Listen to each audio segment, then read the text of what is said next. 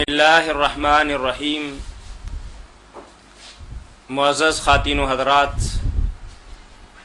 فتاوی on line کے ساتھ میں ہوں آپ کا میزبان میاں طاہر۔ اسلامی تعلیمات کا پروگرام فتاوی آن لائن مرکز الحرمین الاسلامی فیصل آباد پاکستان سے گلیکسی کیبل نیٹ ورک کے تعاون سے براہ راست آپ کی خدمت میں پیش کیا جاتا ہے۔ اسلامی تعلیمات کا یہ پروگرام ہر روز عصر تا مغرب آپ کی خدمت میں پیش کیا جاتا ہے۔ اپنے مسائل کے حل کے لیے ہمیں کال کیجیے۔ کال کرنے کے لیے ہمارا ٹول فری نمبر ہے 08001117777۔ اس پروگرام میں آپ کی طرف سے آنے والی فون کالز اور براہ راست پوچھے گئے سوالات کے جوابات حسب معمول وحدت امت کے داعی ممتاز عالم دین مفتی مولانا محمد اسحاق مدظ اللہ العالی مرحمت فرماتے ہیں۔ کال کرنے کے لیے ہمارا ٹول فری نمبر دوبارہ نوٹ کر لیجئے 08001117777۔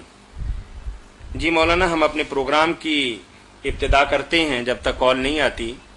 تو کل دعا کے متعلق کچھ آپ نے بتایا تھا، اور ایک تو دعا کی اہمیت کے بارے میں بات بتائی تھی، اور قبولیت دعا کی چند اہم شرائط میں سے ایک بڑی اہم شرط جو میرے لیے بھی ایک نئی بات تھی وہ آپ نے کل بتائی۔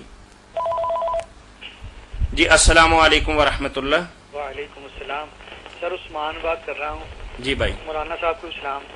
وعلیکم السلام ورحمۃ جی وعلیکم صاحب سوال، ہیلو جی جی سر، سوال یہ پوچھنا تھا کہ یادداشت اگر کمزور ہوتی جائے ہاں ہاں اس کے لیے کوئی ہے کیونکہ چیزیں وغیرہ بھی کافی ہیں، علاج وغیرہ بھی کرواتے ہیں، ٹھیک۔ یادداشت بڑی کمزور ہوتی جائے۔ چلیں مولانا، آپ کے لیے یقیناً انشاءاللہ، کیونکہ ایک نیک عمل کے لیے آپ چاہتے ہیں کہ آپ کی یادداشت بہتر ہو جائے، ہاں جی، یقیناً آپ کے لیے کچھ نہ کچھ مولانا تجویز فرمائیں گے۔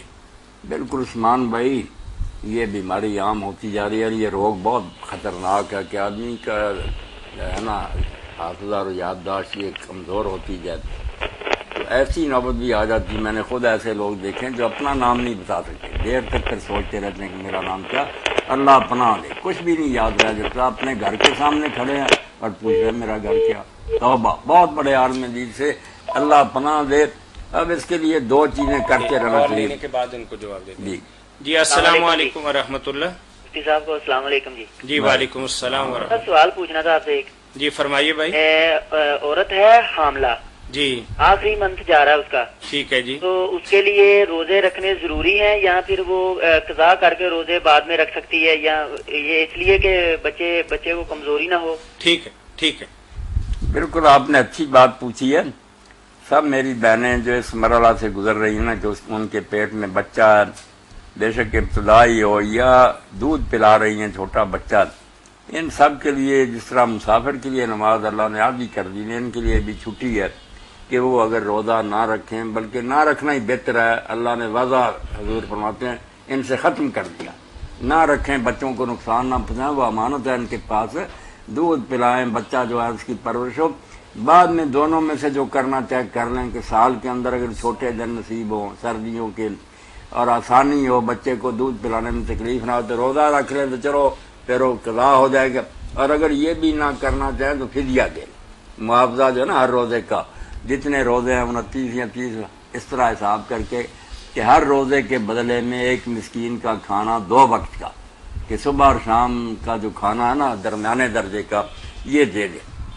بہت شکریہ جی۔ ایک سوال اور تھا۔ اب ایک ڈاکٹر صاحب پوچھ رہے تھے ملک فیاض صاحب، تو میں نے کہا ڈاکٹر صاحب خود ہی سوچیں کہ 50 روپے میں صبح 50 مجھے آپ کو کھانا پڑے، کہنے کے بعد تو ٹھیک ہے یار، کیا کھانا میرے 100 تو دینا کم از کم، ایک روزے کے بدلے۔ ٹھیک ہے بھائی، لائن پہ رہیے۔ مولانا سے ایک بات پوچھیں گے، درمیان میں آئیے بات۔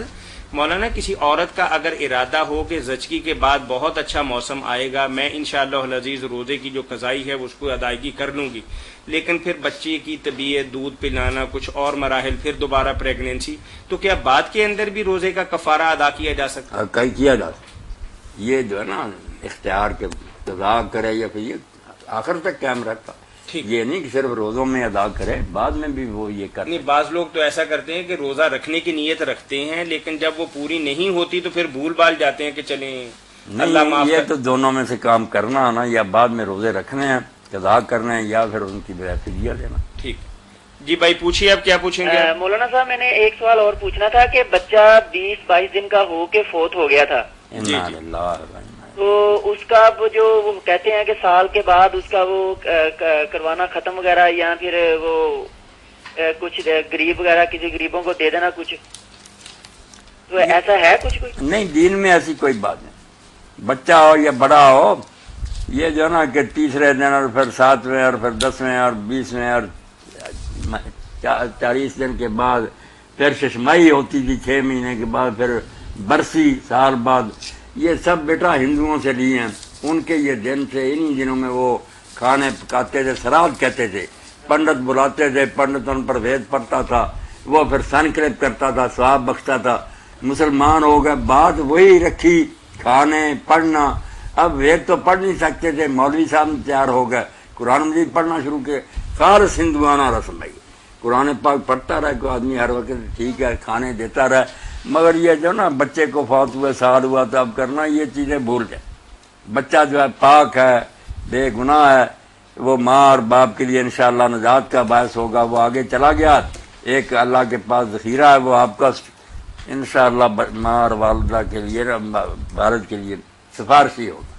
بہت شکریہ جی مصطفیٰ، السلام علیکم. وعلیکم السلام. عثمان حافظے کے حوالے سے عثمان صاحب ہاں نے مشکل ہی ہے جی. جی السلام علیکم ورحمۃ اللہ. جی السلام علیکم. جی ٹیلی ویژن کی آواز کچھ کم کیجیے.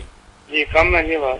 ہاں نہیں، وہ آواز بہت زیادہ تھی، اسی لیے کچھ گڑبڑ ہوگی. فرمائیے جی کیا میں نے مولانا صاحب سے پوچھنا ہے کہ جی ایک تو بتا دیں کہ عورتوں کا قبرستان میں جانا جائز ہے، اور دوسرا میں نے پوچھنا ہے کہ یہ سنا ہے کہ جی جو عورت ایک دفعہ نیت کر لے کہ میں نے اس قبر پہ جانا ہے، جب تک وہ اس قبر پہ نہ جائے اس قبر پہ عذاب رہتا ہے، یہ بات ٹھیک ہے جی؟ پہلے تو میرے بھائی دوسری بات جو ہے نا، اس پر لعنت بھیجیں جس نے یہ گھڑی ہے نا، اللہ اس مردود پر بھی لعنت کرے. کیوں اس نے یہ بات گاڑ لی کہ عورت نے جانے کی نیت کی تھی، نہیں گئی تو قبر والے کو خواہ عذاب ہوگا، نہ اس کا کوئی گناہ. اگر عورت کی کوئی کوتاہی بالفرض مانے بھی تو عورت بھوکتی پھرے گی. وہ میت بیچاری قبر میں کیوں پکڑی جائے؟ لا تذر وازرۃ وزر اخرى، کوئی کسی کا بوجھ نہیں اٹھا سکتا.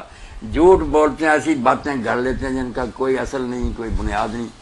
پہلی بات جو آپ نے پوچھی، ایک تو یہ ہے کہ روزانہ یہی کام ہو کہ قبرستان ہی جا رہی ہیں، اور دن بھی خاص کر ایسے جہاں ہجوم ہوتا ہے مردوں کا، یا عاشورہ وغیرہ بہت مرد اکٹھے ہو جائے، اس سے تو بچنا چاہیے. کبھی کبھار اگر جائے نا، پردے کا خیال رکھ کر وہاں صبر سے کام لے، دعا کرے، سلام کہے تو جائز. اس کو ناجائز نہیں کہنا چاہیے. خود ام المؤمنین عائشہ رضی اللہ تعالیٰ عنہ نے، صحیح حدیث ہے مسلم صحیح کی، پوچھا کہ اللہ کے رسول جب میں قبریں دیکھنے جاؤں تو کیا پڑھوں؟ آپ نے پھر پورا سلام سکھایا. اگر ناجائز ہوتا آپ کہتے تو انہیں قبروں میں کیا کرنا؟ جائز. وہ گئی بھی پھر مکہ جب گئی ہیں عمرہ کے لیے، ان کے بھائی عبد الرحمان فوت ہو گئے تھے، وہاں دفن ہوئے. قصیدہ بھی ایک ہے ان کا، کنار کند میں جزیمت حکمت من الدہر حتی قیل لن یتصدی. جزیمہ حاکم تھا، اس کے 2 ندیم تھے، اس کے ساتھ محفل میں بیٹھتے تھے، پیچھے تھے. ان کی حوالہ دے کر نا، وہ شاعر نے کہا تھا نا کہ ہم اس جزیمہ بادشاہ کے 2 ندیموں کی طرح تھے کہ دنیا یہی کہتی تھی کہ یہ کبھی نہیں بچھڑیں گے. فلما تفرقنا کانی ومالکن، جب ہم جدا ہوئے موت اس کو لے گئی. اب یوں معلوم ہوتا ہے کہ ہم ایک دن بھی اکٹھے نہیں رہتے. اماں بہت روئی، اور واپسی پر لوگوں نے کہا آپ کہاں گئی تھی؟ کہا قبرستان. فرمایا منع کیا، کہا نہیں حضور نے اجازت دے دی. تو صحیح حدیث، جا سکتی ہیں، مگر اس کو بہانہ نہ بنا لے. آج بہت کام خراب ہے نا کہ شاپنگ کے بہانے، قبروں کے بہانے بن سمر کر اپنا آپ دکھانے کے لیے نا شیطان کی ایجنٹ بن گئی عورتیں. اللہ ہدایت دے. میری مائیں ہیں، بہنیں ہیں، بازار میں سودا خریدنے جائیں گی، کوشش یہ کریں گی ایسی بن کر جاؤں گھر مجھے دیکھے.